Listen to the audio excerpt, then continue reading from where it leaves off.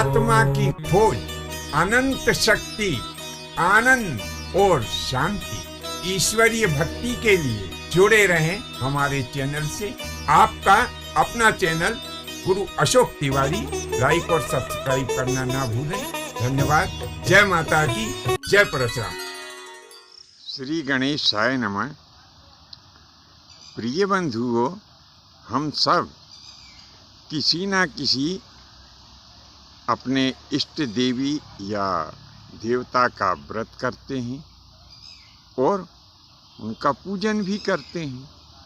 तो जब हम व्रत और पूजन करते हैं तो उन्हें नैवेद्य यानी भोग भी अर्पित करते हैं। तो इन सभी देवी और देवताओं को कुछ वस्तुएं ऐसी है जो कि नैवेद्य में विशेष प्रिय हैं। अब क्योंकि हमें जानकारी नहीं होती है, इसीलिए हम अपने मनपसंद जो नैवेद्य होता है वो अर्पित कर देते हैं। अब देवी और देवता हमारे द्वारा सप्रेम और सभक्ति अर्पित किए गए नैवेद्य को स्वीकार तो करते हैं और उसे स्वीकार करने के पश्चात वे प्रसन्न भी होते हैं, लेकिन जहाँ उनकी पूजन विधान में जो नैवेद्य बताए गए हैं, आज हम उनकी यहाँ पर चर्चा कर रहे हैं कि जो पूजन विधान में उनके नैवेद्य बताए हैं, यदि हम उन नैवेद्यों को अपने इष्ट देवी और देवता को यदि अर्पित करते हैं तो वे निश्चित ही हमारे द्वारा दिए गए उस नैवेद्य को स्वीकार भी करते हैं, बल्कि जल्दी से जल्दी हमारी सभी मनोकामनाओं को पूर्ण भी करते हैं। तो चलिए आइए जानते हैं कि किस देवी देवता को कौन सा नैवेद्य विशेष प्रिय है, लगाया जाता है। इस क्रम में हम सर्वप्रथम ब्रह्मा जी के नैवेद्य के बारे में चर्चा कर रहे हैं। तो ब्रह्मा जी को खीर और जौ से बने हुए जो व्यंजन होते हैं उनका नैवेद्य विशेष प्रिय होता है। भगवान शंकर के पुत्र जो कार्तिकेय स्वामी हैं, इन्हें फल का नैवेद्य प्रिय होता है और यमराज को तांबे के पात्र में दूध और उड़द से बने हुए पदार्थों का नैवेद्य अर्पित करना चाहिए।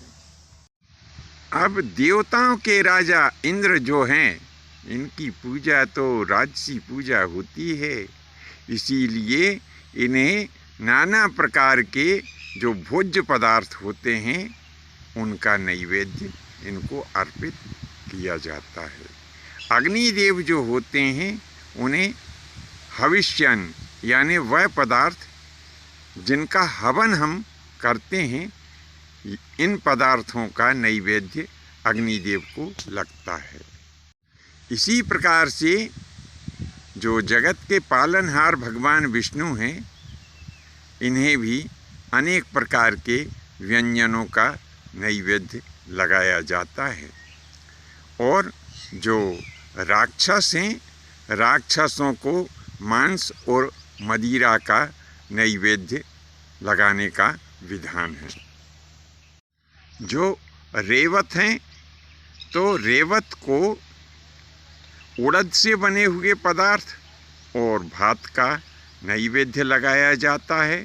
वहीं प्रेतराज को तिल या चावल अथवा इनसे बने हुए पदार्थों का नैवेद्य लगाना चाहिए।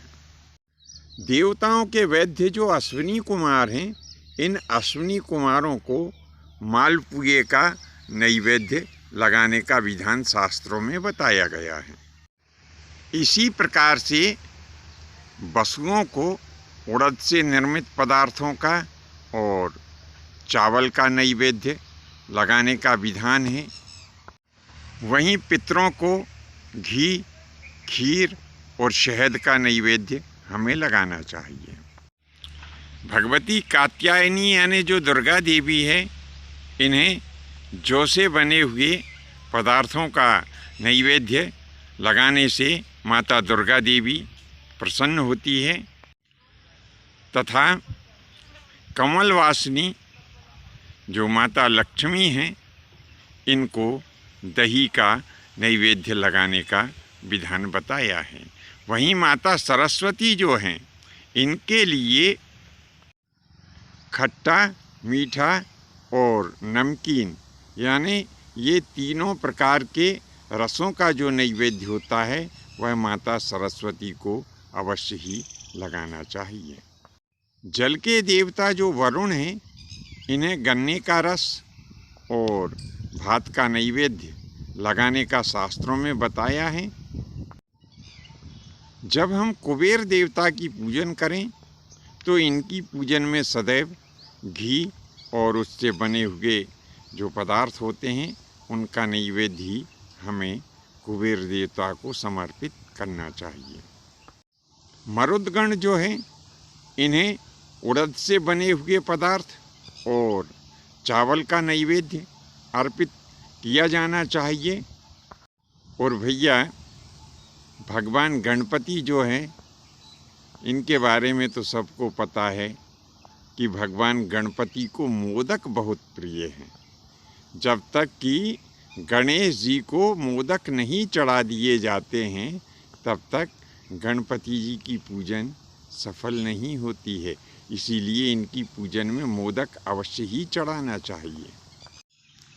जो विश्व देवता हैं, इन विश्व देवताओं को अनेक प्रकार के पकवानों का नैवेद्य लगाने का विधान बताया गया है।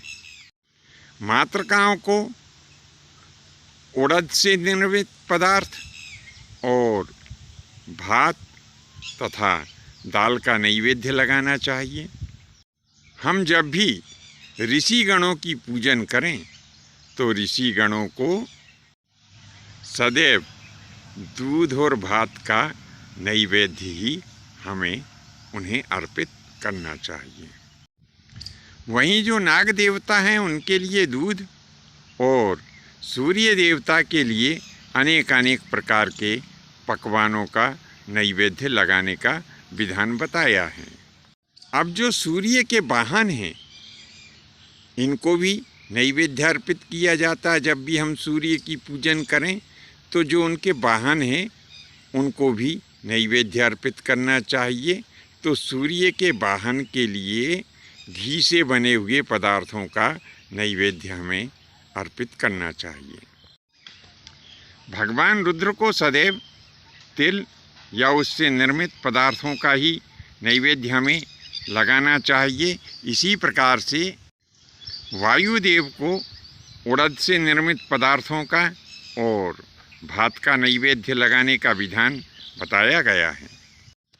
जब हम यक्षों की पूजन करें तो यक्षों की पूजन का जो विधान है, उसमें बताया है कि यक्षों को अनेक प्रकार जो सुस्वादु भोजन होता है, उसका नैवेद्य यक्षों को बड़ा ही प्रिय होता है।